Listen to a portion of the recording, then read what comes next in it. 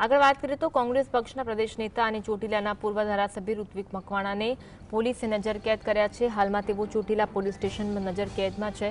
બોટાદના હળદર ગામની ઘટનાને લઈ આપેલા પ્રતિસાદ બાદ આ પગલાં લેવાયા છે। ઘટના બાદ કોંગ્રેસના પ્રતિનિધિ મંડળને હળદર ગામની મુલાકાત લેવા માટે જવાના હતા, જેમાં મકવાણાનું નામ સામેલ હતું। તેથી તેઓને નજરકેદ કરવામાં આવ્યા હોવાનું અનુમાન છે। આ ઘટનાને પગલે રાજકારણ ગરમાયું છે। કડતાને લઈને જે વિવાદ ચાલી રહ્યો છે, એક તરફ કોંગ્રેસના નેતાને નજરકેદ કરાતા રાજકારણ ગરમાયું હોવાના સમાચાર સામે આવી રહ્યા છે। ચોટીલાના પૂર્વ ધારાસભ્યને નજરકેદ કરવામાં આવ્યા છે। બોટાદના હળદર ગામની ઘટનાને લઈ આપેલા પ્રતિસાદ બાદ આ પગલાં લેવાયા છે। પૂર્વ ધારાસભ્ય ઋત્વિક મકવાણાને પોલીસે નજરકેદ કર્યા છે। ઘટના બાદ કોંગ્રેસના પ્રતિનિધિ મંડળને હળદર ગામની મુલાકાત લેવા માટે જવાના હતા, જેમાં મકવાણાનું નામ પણ સામેલ હતું। બોટાદના હળદરની ઘટના અંગે આપેલા પ્રત્યુત્તર બાદ આ કાર્યવાહી કરવામાં આવી છે। કોંગ્રેસના નેતાને નજરકેદ કરાતા રાજકારણ ગરમાયું છે। નજરકેદ કરવામાં આવી છે। ઘટનાને પગલે રાજકારણ ગરમાયું છે।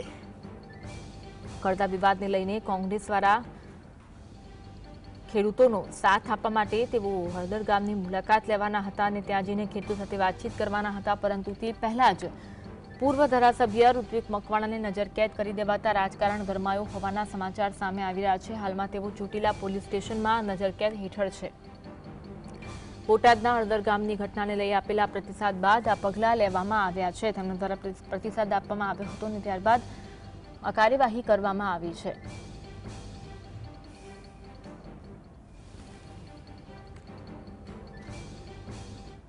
આજ અંગે વધુ વાત કરીશું। સંવાદદાતા ફઝલ અમારી સાથે લાઈવ જોડાયા છે। ફઝલ, કોંગ્રેસ છે તે હળદર ગામે જવાની હતી અને કડદાના વિરોધ મામલે ખેડૂતોનો સાથ આપવાની હતી, પરંતુ તે પહેલા જ જે રીતે ચોટીલા પોલીસ સ્ટેશન દ્વારા ઋત્વિક મકવાણાને નજરકેદ કરી દેવામાં આવ્યા છે, વિગત જણાવશો। ખાસ કરીને જ્યારે હાલ આખા ગુજરાતમાં કડદાનો પ્રશ્ન છે તે ખેડૂતો માટે એક માથાના દુખાવા સમાન બની ચૂક્યો છે। ત્યારે ખાસ કરીને જે બોટાદ માર્કેટિંગ યાર્ડમાં ખેડૂતોનો કપાસ ખરીદી કરવામાં આવતો હતો, તેમાં ભાવ નક્કી કર્યા બાદ જ્યારે ખેડૂતો પોતાના જે કપાસ છે તે ગોડાઉન ઉપર ઠાલવવા જાય ત્યારે કડદો કરવામાં આવતો હતો। આ મુદ્દે જે આમ આદમી પાર્ટીના પ્રદેશ નેતા રાજુ કરપડા સહિતના આગેવાનો દ્વારા અવાજ ઉઠાવવામાં આવ્યો હતો અને તેમાં 85 લોકો સામે ગુનો દાખલ કરવામાં આવ્યો છે। ત્યારે હવે આ મુદ્દે કોંગ્રેસ પક્ષના નેતાઓએ પણ ઝંપલાવ્યું છે।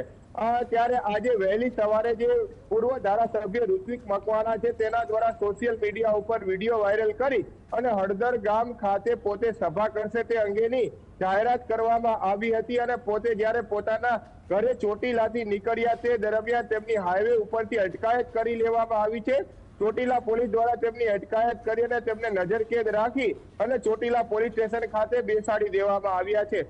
આ ઉપરાંત લલિત વસોયાની પણ અટકાયત કરવામાં આવી હોવાના હાલ સમાચાર છે તે પ્રાપ્ત થઈ રહ્યા છે।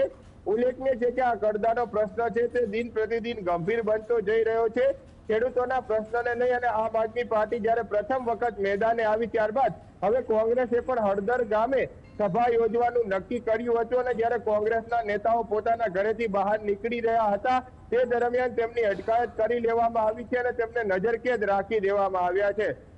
સવાલ એ છે કે ખેડૂતોના પ્રશ્ને અવાજ ઉઠાવતા નેતાઓ હવે જેલ ભેગા થઈ રહ્યા છે અને નજર અંદાજ કરવામાં આવી રહ્યા છે। ત્યારે હાલના તબક્કામાં ખેડૂતોમાં વિરોધ જોવા મળી રહ્યો છે।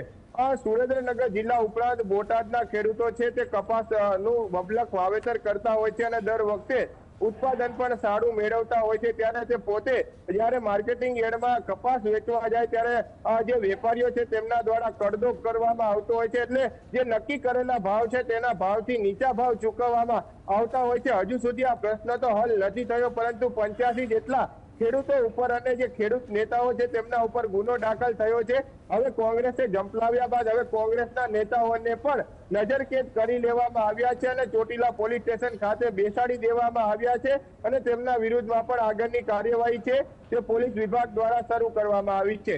એક બાજુ બોટાદમાં જે આમ આદમી પાર્ટી દ્વારા જે કડદાના પ્રશ્ને લડત આપવામાં આવી હતી તેમાં પોલીસ વિભાગ દ્વારા લાઠીઓ વરસાવવામાં આવી છે। કાલે આમ આદમી પાર્ટીના નેતાઓને સુરેન્દ્રનગરમાં પણ ધસડવામાં આવ્યા છે। ત્યારે હવે કોંગ્રેસના નેતાઓ ત્યાં ઝંપલાવી રહ્યા હતા તે દરમિયાન જ તેમની અટકાયત કરી અને તેમના ઘર બહાર પણ પોલીસ મૂકી દેવામાં આવી છે અને કોંગ્રેસના નેતાઓને નજરકેદ રાખી અને પોલીસ સ્ટેશન ખાતે લઈ જઈ અને પોલીસ વિભાગે ફરી એક વખત હવે કોંગ્રેસ નેતાઓ ઉપર પણ કાર્યવાહી શરૂ કરી છે.